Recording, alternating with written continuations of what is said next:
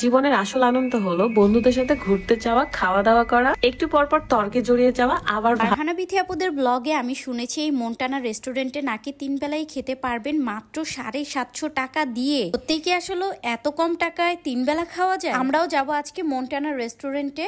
আমার মহারাজা আর আমার টুনটুনি পাখি গুটি গুটি পায়ে হেঁটে যাচ্ছে মন্টানার দিকে। ফাইনালি আমরাও চলে এসেছি মন্টানা বিখ্যাত রেস্টুরেন্ট। এখানে নাকি খাবারের মান অনেক বেশি ভালো, তার মধ্যে অনেক বেশি সস্তা। আমরাও প্যাকেজ নিয়ে নিয়েছি। এই দেখে টুনটুনি পাখি রাগ করেছে কারণ সে দোলনায় উঠবে আর আমরা খেতে চলে এসেছি। আসলে তাদের ব্লগে যা যা দেখেছি সবকিছুই সত্যি ছিল। দেখা যায় ঘুরতে আসার পরে বেশিরভাগ সময়ই খাবারের কস্টিংটা অনেক বেশি পড়ে যায়। সাজেক আসলে আপনারা মন্টানা রেস্টুরেন্টে কম বাজেটের মধ্যে খেতে পারবেন। পাহাড়ের উপরে যদি এইরকম লাল লঙ্কা আর কাঁচা আম গাছ থেকে পেড়ে খাওয়া যায়, ইস কতই না মজা হয়।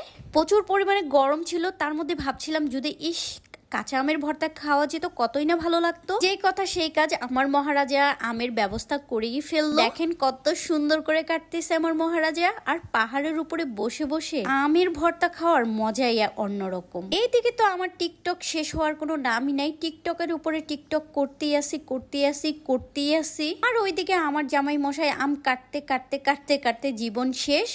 ব্যাপারটা কি লোভনীয় তাই না? পাহাড়ের উপরে বসে এইরকম কচকচে আম খেতে কি না ভালো লাগে তাই না? ঠিক তো আমার জামাই মশাই বলতেছে সেই স্বাদ।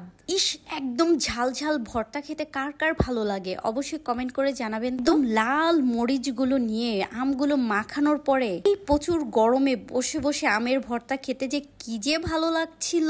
মরিচ, লবণ, চিনি সবকিছুর ব্যবস্থাই আমার মহারাজা করেছিল। এন্ড এখন আমরা সবাই ট্রাই করার পালা। এইদিকে তো আমার জামাই পুরাই মুখের মধ্যে স্বাদ লাগায় খাইতেছিল। আসলে ভিডিওটা এডিট করার সময় আমার মনে হয় আবারও জিভে জল চলে আসছে। টিকটকে একটা নতুন ট্রেন্ডিং সং চলে আসছে, সেটাই আমি বানাইতেছিলাম বারবার। আর গাইস কাঠের এই ছনের গড়টা কত বেশি সুন্দর ছিল। আর ওইদিকে আমার টুনটুনি পাখি তো লাফালাফি কাকে বলে, কত প্রকার কি সবকিছু করতেছিল।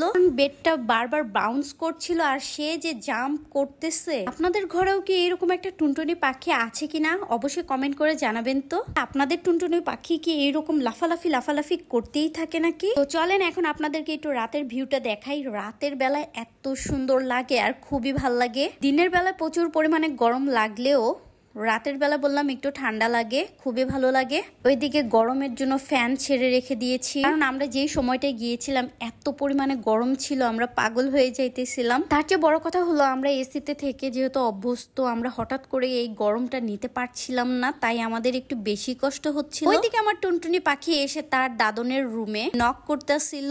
আমরা যেই পাশাপাশি দুইটা রুম নিয়েছিলাম তার নিচেই তার দাদা ভাই আর দাদনমণির রুম নিয়েছিল। আমার টুনটুনি পাখি এত কিউট করে বলে দাদা যান খুলো। এই তো দেখেন বাঁশ খাচ্ছি।